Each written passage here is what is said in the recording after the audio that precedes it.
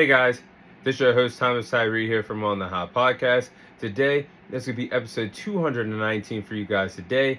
And to kick off this week's episode, I'll be discussing what is going on in the state of Texas, inside the Dallas Cowboys locker room, what is going on, and why the Dallas Cowboys are refusing to give Micah Parsons a new contract extension. So right now, Micah Parsons is playing the waiting game as he is heading into his fifth NFL season. He has not had a long-term contract to be a part of the Dallas Cowboys. He is set to be an NFL free agent as of right now without a new contract this upcoming NFL offseason in the spring of 2026. So I'll be sharing my thoughts on the ongoing war between the Jones family and Micah Parsons for a new contract in Dallas. So the Dallas Cowboys, point blank period, need to get a new contract to Micah Parsons as soon as possible, because, ladies and gentlemen, boys and girls, Micah Parsons is the best player on the Dallas Cowboys roster, and he's the best edge rusher that the Dallas Cowboys have had since DeMarcus Ware was on the roster years and years ago, a Hall of Fame edge rusher. That's the potential that Micah Parsons could be with the Dallas Cowboys, and I think he's already showed that he's easily a top 5 edge rusher in the National Football League. Say what you want. If he wasn't wearing that star on his helmet, you guys would give Micah Parsons even more praise for the type of production that he's given since being in the NFL, because he's first in the league and since 2022, and highest pass rush pressure rates in 2020 since 2022. He has 52 career sacks, 63 tackles for loss. This man is a very valuable player. And I'm seeing NFL players across the board on the defensive side of the ball being taken care of this NFL offseason with new contracts. I'm talking about TJ Watt, edge rusher for the Pittsburgh Steelers. I'm talking about edge rusher Myles Garrett for the Cleveland Browns. I'm talking about Sauce Gardner, cornerback for the New York Jets. When the hell is Jerry Jones going to stop playing around and realize that we need to put pen to paper? The price tag is going up daily on Micah Parsons. You're going to have to give him a contract that you didn't even want to give him. And now it's going to be at a higher asking rate, at a higher asking price for one of the best edge rushers, let alone one of the best players in the National Football League. So the fact that Micah Parsons is a valuable asset to the Dallas Cowboys' plans if they ever want to contend for another Super Bowl. I mean, I haven't seen them win a Super Bowl, and I'm 26 years of age. They are the Dallas Cowboys are the longest drought of NFC teams to reach an NFC championship since 1996. Every single team in the NFC has at least touched an NFC championship appearance since that time. But you know, the one team that hasn't is the Dallas Cowboys. So if this deal doesn't get done, the morale of the team just goes down, because Micah Parsons is a locker room leader. Again, in my opinion, he's the best player on the Dallas Cowboys roster. And if they see a player like Micah not getting a guaranteed deal, not being around for the sake of the future, how do you think the morale of the locker room would change in Dallas? It wouldn't be good. It would not be good for the future. And I'm going to say it. Micah Parsons is so valuable to the Dallas Cowboys defense that without him, the defense would be historically bad. Look at 2020, the year before Micah Parsons came. Does everybody remember how historically horrible that Dallas Cowboys defense was during the COVID year? I mean, we were giving up historic numbers on the defensive side of the ball. Atrocious. But then Micah Parsons fell on our lap in the 2021 NFL draft. We all had our sights set on drafting Patrick Surtain. We all thought we could get J.C. Horn, 2 respective cornerbacks, but they both got selected before Micah Parsons did. And we got an early Christmas gift in 2021 where Micah Parsons, one of the best edge rushers, if not the best edge rusher in the draft class, fell in the laps of the Dallas Cowboys. And ever since then, the defense has been skyrocketed up, minus last year. That was also a bad defense. But you guys get my point. Since Micah's been in the league, the last 3 out of 4 years, we've had a top 10 defense based off of some of the production that he's given on the field, let alone.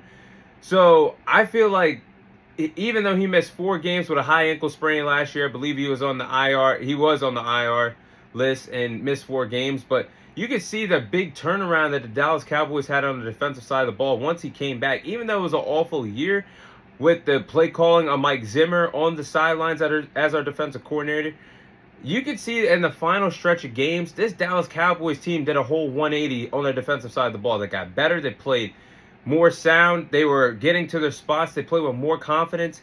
Look at that Tampa Bay Buccaneers game, for example. The Dallas Cowboys were already eliminated for playoff contention.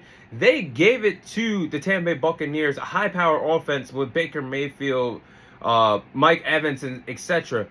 But we did a very phenomenal job against them on a Sunday Night Football game at home.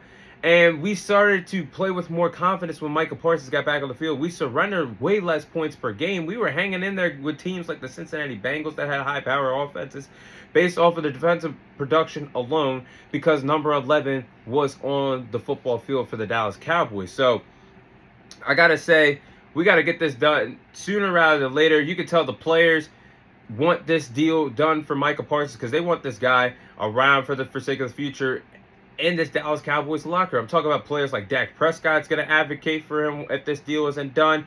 You see Trayvon Diggs is already a big supporter of Micah Parsons getting that big-time deal. We all know the 7-Eleven connection, what they've done wonders for the Dallas Cowboys defense since both of them have been a part of this Dallas Cowboys team in the early part of 2020, 2021. So there's going to be a lot of players that aren't happy, but for anybody wondering if Jerry Jones is playing games, he's known for this. And Jerry Jones and Stephen Jones, the Jones family, is known for playing around and not giving star players the big contracts when they need to. And they always pay the damn price for it. When you don't get the star players the money at that particular time, all it does is make the price go up. And I'm going to tell you guys a few examples of that in the previous years with the Jones family. And they are known for doing this, especially around training camp when a big-time player is expecting a big-time contract. The Jones family will either play it out, make this a big storyline, a big headline, so the news reporters, the sports media coverage soaks up all the TV, television time to talk about Jerry Jones and the Dallas Cowboys. He's a master manipulator. Why do you think we're still called America's team and we haven't won shit since 1996? It's because the games that Jerry Jones can play as a billion-dollar owner of a historic franchise like the Dallas Cowboys. But Jerry Jones's comments towards star players before new contracts, let's go back to Ezekiel Elliott back in 2019. At the time, Zeke was a top 5 NFL running back. He was a 2-time rushing leader in the National Football League. And he started his holdout in 2019 before he got a new contract before the season began. CeeDee Lamb, right before last season, had a big-time contract waiting for him. But the Jones family stalled it out. They tried to play it off like CeeDee Lamb wasn't going to be around in Dallas for sake of the future. What did CeeDee Lamb do? He ended up playing the wait-out game and stalled out of camp and refused to come back until he got a big-time contract. And of course, last year, Dak Prescott becoming the highest paid player in NFL history hours before Week 1 kickoff on the road against the Cleveland Browns. So, Jerry Jones and Stephen Jones are known for playing around and playing the guessing game and waiting until they are ready to give these players the contracts, but always bites them in the ass because that big Ezekiel Elliott contract, we've nearly paid him nearly $100 million to be a running back, and he was already showing little signs of regression at the time. Then CeeDee Lamb and Dak Prescott, you give them big, massive contracts before Week 1, and Dak's the highest paid player in the league now, but CeeDee Lamb and Dak Prescott's contract is well over $330 million combined for just 2 players. So it just comes to a point, and if you guys look at what the Dallas Cowboys have done, we have re-signed our tight end, Jake Ferguson. I think Jake Ferguson is a really good tight end, but he's coming off a regression year last year, and the production was low. He only played in a handful of games last year dealing with injuries, but we re-signed Jake Ferguson before we re-signed Micah Parsons. It's just a game that the Jones family likes to play. Another example of this is back in 2019. Again, let's go back to 2019. I don't know if you guys remember Jalen Smith. He was supposed to be an outstanding linebacker from Notre Dame, but he had that unfortunate knee injury in college. He still made it to the professional level playing for the Dallas Cowboys, but he was never the same middle linebacker that could go from sideline to sideline and was a ball hawk, he wasn't the same player when he came into the NFL in 2017. So right off the bat, he played 2 years. The Dallas Cowboys signed him to an extension before they gave Dak Prescott an extension. Remember, at the time, Dak Prescott was waiting for his big-time contract, his first ever big-time contract in the National Football League. And in 2019, we were paying players like DeMarcus Lawrence new deals before Dak Prescott. Again, going back to that massive Ezekiel Elliott contract before Dak Prescott. And Dak Prescott never got his big bag in 2019. If you guys remember, he actually got franchise tagged and was forced to play in 2020 under the franchise tag, and then suffered that nasty ankle injury to end his 2020 season. And he was putting up MVP caliber numbers. Honestly, was on pace to throw for 6,000 passing yards based off of the production that he gave us in the first 4.5 games of the 2020 season. So again, the Jones family are known for this. They can play the games all they want, but the asking price for Micah Parsons is continuously going up.